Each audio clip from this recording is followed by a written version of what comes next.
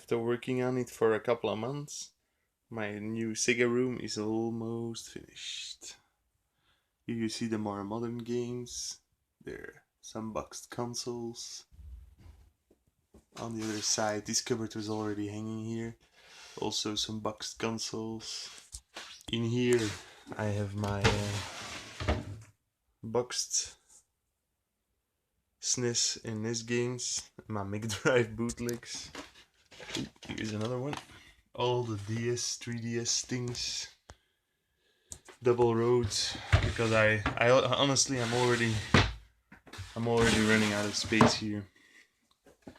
Neo Geo Pocket Collection, and apparently one other game, Jurassic Park. Some X-Rental boxes. I actually like these. They're cool. Have some more, but these are the ones that are full. Stack of Saturn. And down there is my Neo Geo, my NES collection. All the loose cards. Still have lots more. Still some boxes which I have to unpack, but I don't know where to put it all.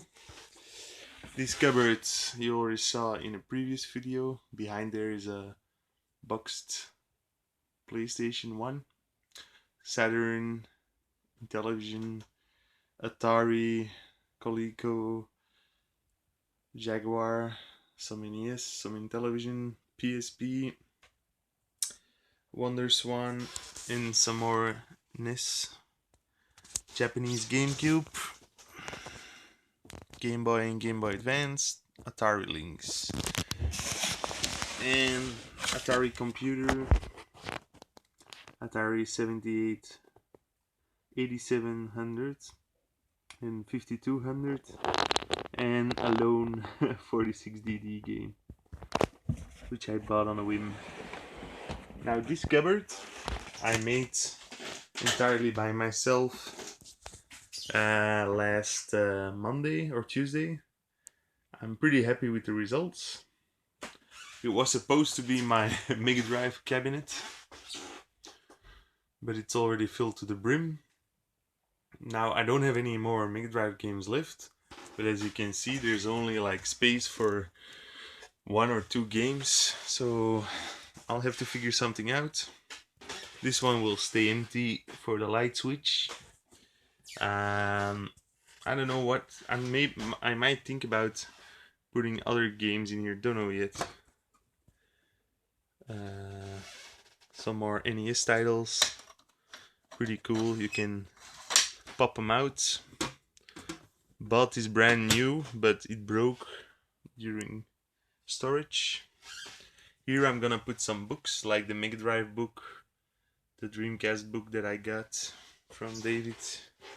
More games, still need to order them. This is the Mega CD collection. Dreamcast, Japanese Dreamcast and US Dreamcast. 32 weeks, not a lot of games. I have more loose, but... And then PC Engine and PC FX, a couple of games. Then over here are loose Coleco and Atari 2600 games. Loose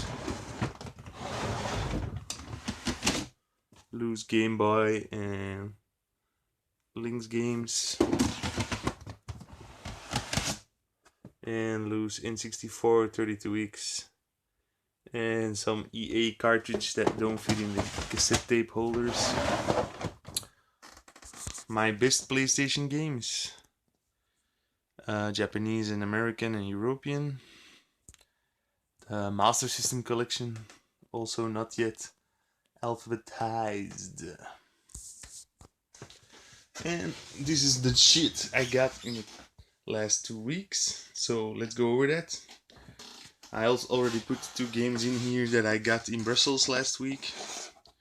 Dead Angle, it was €7, and this one was €6. These are not, I've never seen these titles before. Sadly they're not complete, missing the manual, but in other like old paint residue here on the card. But other than that, they're in good shape.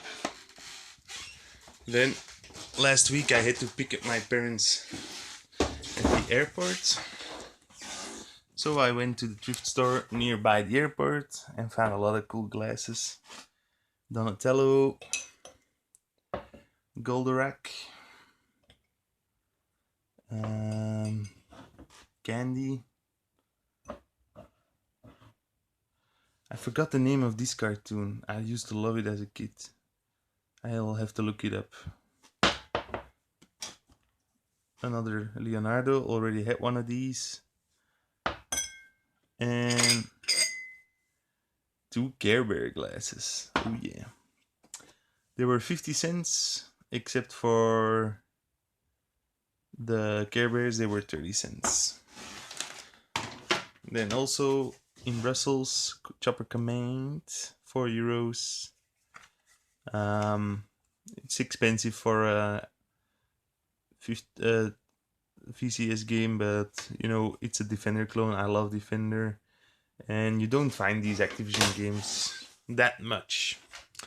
Then also for 50 cents at the thrift store near the airport in Zaventem, I found Frogger, the board game. It's complete. It has been used, but for 50 cents, I ain't complaining. I think that's it for last week. Yeah. So on to this week's Friday market. It was raining like hell, and then there were some games. They were all completely wet. It was a small Master System collection, but the insides of these are pristine. I paid 25 for the stack, which is a bit steep, but it's an auction, so I wasn't able to see which games they were. Suppose Power Strike 2 was in there. So, you know, you just gotta get it. Sonic the First, I actually don't have this one. Shame that the bottom is all ripped up here. Super Tennis, don't have this one either, but you know, who cares. Spider-Man, I had this one for the Mega Drive, but not for the Master System. Operation Wolf, Chase HQ, Shinobi, and Kung Fu Kid. Had these all 4 yet already, but I don't have the manuals for these ones, so I'll take them out of these cases and I'll see if these are eventually maybe a label upgrade. Also in the lot was included the Phaser. There was also a Master System 2, but it was sold separately. And like I said, it's been raining all day and the shell was already cracked, so also included in the lot was this TV adapter. Now the reason why I show you this is because this is from a ColecoVision, so somewhere in between all that stuff there should have been also a ColecoVision, which is a shame that I didn't find it, so I couldn't bid on it.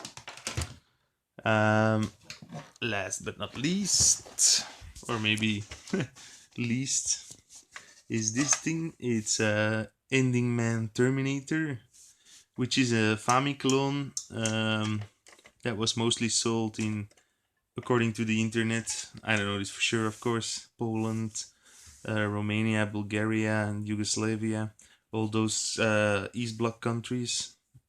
In Russia itself it was called Dendy, but apparently in the other countries it was called the Terminator. Now the design is pretty sweet. It's like a mixture between the Sega Mega Drive and I think like the Japanese PC Engine, or maybe even the Super Graphics. I really love the design, but you know, it's super crummy made. The plastic feels like really super cheap. These are the controllers. They actually work pretty well, and you can use them on a regular Famicom because they have the same connector as the gun port for the Famicom. So I haven't tested it yet, but I assume they will work because I know the Famiclone guns work on actual Famicoms. This gun looks pretty sweet. Haven't tested it yet, but I hope it works. The Famiclone, it works perfectly. I tested it with original Japanese Famicom cartridges. Of course, it plays in 50 hertz, so you have the slowdown. And a lot of clones have like the colors are a bit off. They're too warm, too red, and I've seen this with other clones before. Is that the scrolling is quite choppy, so not exactly ideal to play your games on. But it's cool to have, and I really like the design of the thing, and it works. It still works, so that's awesome. I had a lot of clones in the past that didn't work.